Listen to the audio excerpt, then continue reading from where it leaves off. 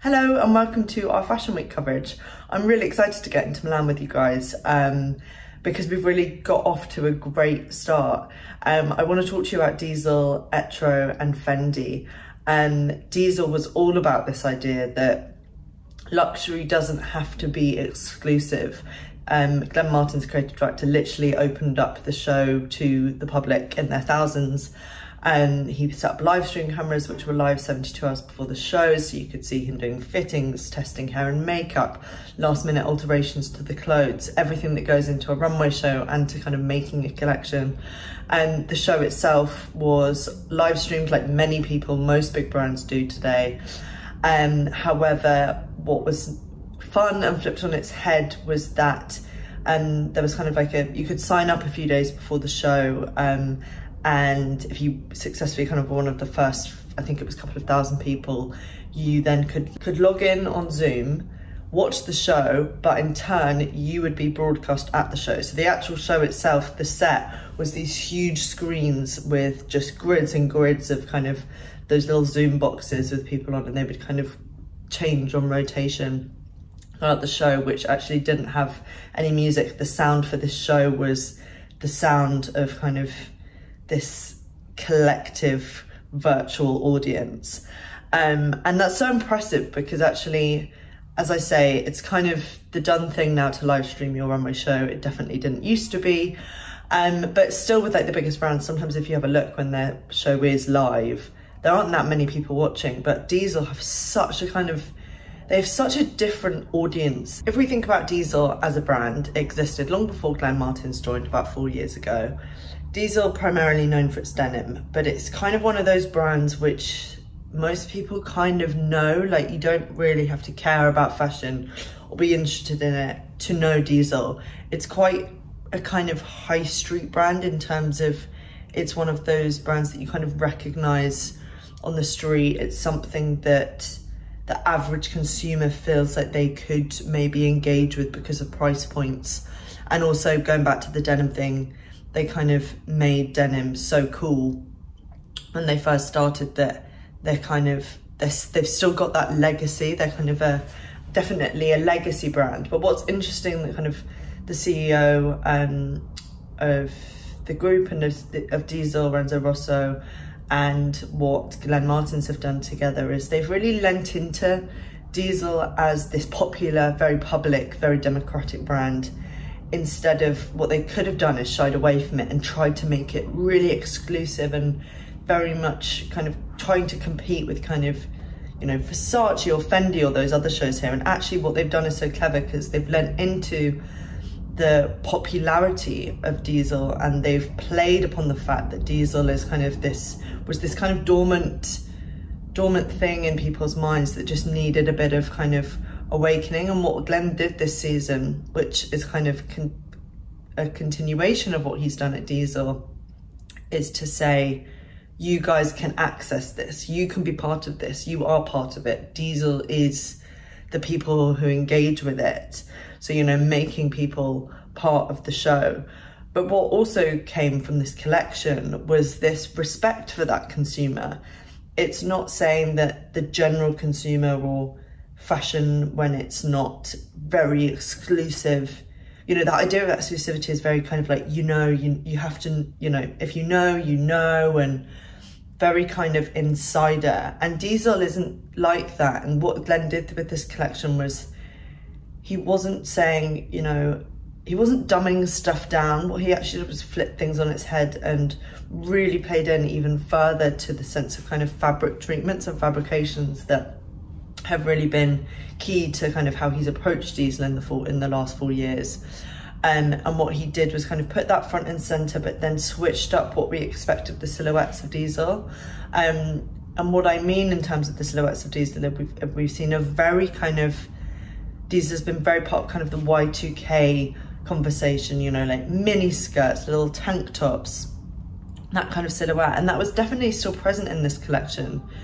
But what spoke louder was these kind of devore fabric treatments and elements of kind of even more archival kind of fashion elements in here. There was kind of like a bomber jacket that went into a little corset and skirt, which you could see speaking to that Y2K consumer's obsession with finding archive kind of Gaultier, Galliano, all of those kind of old school 90s kind of designers that kids are kind of discovering now and seeking out their clothes.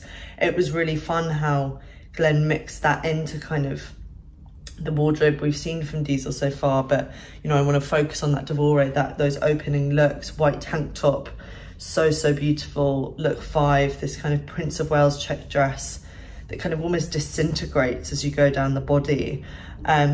Fabric treatment so key to this, as I've mentioned. Other highlight, floral leopard, kind of floral print, suddenly kind of just falling apart and then kind of revealing and becoming leopard print at the same time. Denim, of course, really important to Diesel. Continuation of what Glenn's been doing before, really playing with denim, coating it, cracking it, you know, giving it kind of a jacquard effect. Devore, jersey dyed to look like denim. Faux fur covered in mesh, so in Glenn's words it becomes kind of, has this kind of graphic aesthetic to it. Shaggy kind of shearling looking looks at the close of this collection. There is a mix of this Y2K in there, as I mentioned, you know, as you get towards the end of this collection, you've got these very kind of high fashion quote unquote looks with the faux fur and the shaggy shearling, particularly in those kind of silhouettes, which are kind of really beautiful sculpted long pencil skirts, but then that becomes like a little tank top, belted coats, really beautiful, really elegant, really grown up. But then mixed into that, you've got the short skirts, you've got the tops, you've got people like Meredith Duxbury from TikTok walking this show. And I just thought that this was just completely knowing the consumer, but continuing to surprise us, excite us. You know, sales were up 31.1% at Diesel, it was reported last week. So this is selling, it's doing well, it's speaking to a consumer, they're responding to it, and Glenn is just a master. He's like a master of fabric, master of, it's just so exciting to see him working at Diesel and to have given it this new lease of life, and to be, he's a proper designer who's speaking to people on a global level. And that's really exciting, especially the audience that he has. I feel like he can be someone to kind of teach them more about, and us, about fashion and fabrication, and just get us excited about how we make clothes and how we think about them. So if we think about Diesel, that is all about this idea of luxury for the masses, showing what is hidden. And we move over to Fendi by Kim Jones.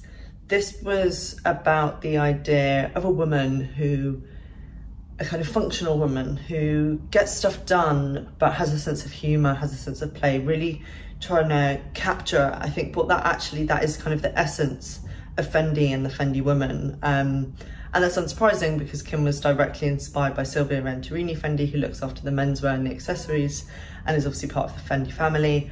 And he always is kind of paying reference to the family, you know, Delphina, Sylvia's daughter, does the jewelry.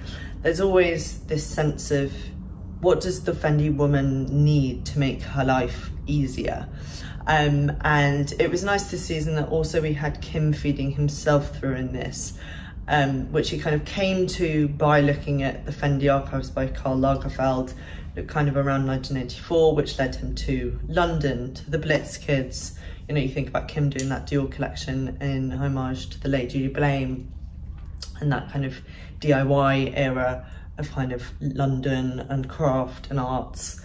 And you could feel some of that kind of craft and ease and nonchalance to the play in this collection, particularly in the big slouchy bags, which Kim worked on with Sylvia, and the kind of styling of that. These big slouchy bags had key rings and different things on them, and it just felt like there was this, it wasn't stiff, there was this easiness to it that ran through into the great riding boots, which, you know, tied to this idea of Britishness that that Kim came to through Way of kind of London, the Blitz Coast 1984. You know, very much this idea of kind of outdoorsy Britain, so these fun kind of riding boots in lots of different very pure bright colours, as well as kind of browns and blacks.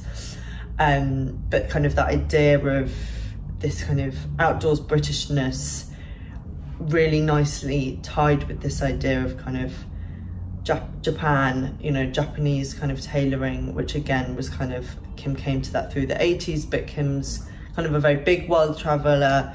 Asia, Japan, kind of countries that he loves, continents that he loves, that he always kind of brings into his work at kind of Fendi, at Dior. He did at Vuitton as well when he was there.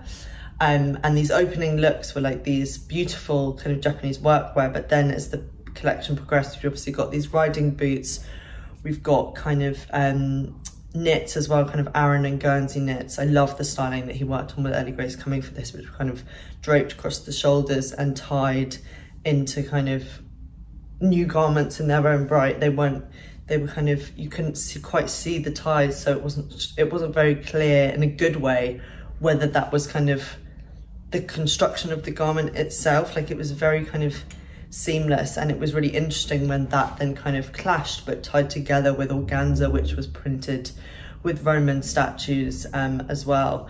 And it just felt like this collection had just a bit of, I felt like you could breathe with this collection a bit. You know, there were punctuations or playful things again in this collection, with this kind of dotted kind of print and embroideries throughout the collection, kind of sheer skirts, if I'm remembering correctly, kind of tops as well, kind of more kind of column dresses, then like belted and layered with all these different elements. It felt a bit kind of, you know, like that polka dot dress in 13 Going on 30. It made me think slightly of that, and back to the Bella Hadid collection that Kim did a couple of seasons ago, again inspired by Carl. Kind of these elements of lightness and play kind of mixed into kind of a heavy winter collection. And I really enjoyed this collection. I thought that it felt like a kind of, as Kim kind of hits 4 years already as head of women's wear and couture, it felt like this was taking next steps. And, you know, similar to Glenn, Kim knows his consumer so well, and this really offered that kind of consumer everything that they need and want from a Fendi women's wear collection. And talking about knowing your consumer, I want to end by talking about the wonderful Marco de Vincenzo at Etro. And similarly to Kim, Marco is the first non-family member to take up the helm at his given Italian heritage brand. Marco, this is his 6th or 7th collection. I think it's 7th. And I absolutely loved the women's wear collection last September. I gave it a raving review. It felt like that, you know, was a step in the right direction for Marco, having spent a few seasons at the house, kind of, you know, again, a house drenched in history. They're particularly known for kind of their prints. They've got like a massive archive of amazing fabrics and prints. He'd kind of played around with that. He'd done kind of women's wear and men's wear separately, and then this season it was about bringing it all together. So there were men's looks peppered into this kind of, I think this was a co-ed collection, but it was majority women's with some men's peppered in, but it all kind of flowed beautifully together. And the reason I loved that women's wear collection in September was because it was such an exercise in style. Marco started working with the stylist Gabrielle Johnson, and together they really showed how Etro is so evocative of this Italian woman with style who, you know, it's about how you mix all these prints, but then, like any good brand should, these pieces can be taken apart and bought, but also you can emulate this look. Like I was saying to someone last night, I was like, oh, I want to go home now and just cover my eyes in kohl eyeliner, put on a kind of velvet printed dress and some great platform heels and go out. Like, it's kind of a style and a feeling and an attitude that you can emulate and you can copy. And I think that that's when fashion is so great, when it really inspires you and makes you feel excited about fashion and makes you want to go home to your wardrobe and create your own kind of version of that. Maybe if you can invest in some of those pieces. But yeah, what Marco's doing at Etro is just so inspiring. It really kicked off with last season's women's wear. This season was equally as exciting. Some highlights from this, kind of some of those opening looks with the kind of baby pink, classic men's blue kind of shirts as well, tucked into kind of knitted dresses, then styled with knee-high tights with these really, really thin black stiletto sandals. They weren't actually my favourite because I liked how last season there was more of kind of, I think off the top of my head, there was more of kind of a platform, which I always think speaks a bit more to kind of, I don't know, that 70s vibe of Etro, and also I just think a platform heel is like, any woman can wear that, it feels comfortable, but it also looks just like so fab. But that's kind of like a personal preference. But these shirts kind of tucked into knitted dresses to pencil skirts. Then we moved into kind of more of the kind of Etro paisley-esque kind of archive print with brown and green shirts tucked into skirts. In some iterations, the paisley would be embroidered with kind of sequins, so it would kind of sparkle as it went down the runway. What else did I love in this collection? There was so much. I mean, the hair and the makeup is brilliant. We kind of had a continuation from last season of these kind of gelled waves around the face, low kind of ponytails, bright stripes of green or blue eyeshadow, and then a pretty kind of bare rest of the face. Sometimes there'd be a kind of deep burgundy wine lip that was kind of more matched with kind of the black looks, but still had this, even when you take all the print away, there's this great sensibility to it, and you can feel the identity of the Etro woman, you know, whether it's those opening looks, which were kind of more simple black kind of skirt suits with an Etro archive print printed in gold foil onto these, or the closing kind of more sheer looks, like Guinevere's kind of slit skirt and jacket. Really, really fab. Marco's really mastered the rich archive of kind of print fabrication at this house, but bringing himself in. He said backstage when we were talking to him, he said this season he really felt like he'd managed to master respecting Etro, but also respecting himself. So he said, I'm respecting Etro and I'm respecting myself. And you could really feel that in this collection. It felt like it had attitude, it had style, you know, some great kind of crafted looks, more from like the wool kind of frayed tweedy grey and white kind of coat and skirt suit as well, kind of men's and women's, a great example of that tying through, or kind of this more kind of amazing runway piece of, I would love to describe it as kind of like a carpet coat with skirt and this kind of mustard yellow and brown, and yeah, I just think there's so much in this collection. As I say, you can go home and emulate this, or if you have the money, you can go and invest in some of the pieces. I tried to find some information on what the numbers are like at Etro, but I couldn't find anything recent on how Marco's doing. But it's definitely a brand that I don't think under Marco that people have really like cottoned onto yet, and I think it's I don't see it being talked about that much as it should. And I think we need to talk about it more, because I just look at this and I think this is a guy who loves and respects women. These are clothes that respect women, and I just think it's pretty fabulous. So go and have a look at all of those collections on showstudio.com if you haven't yet. Thank you for watching, and we'll see you soon for more reviews from Milan Fashion Week. Bye.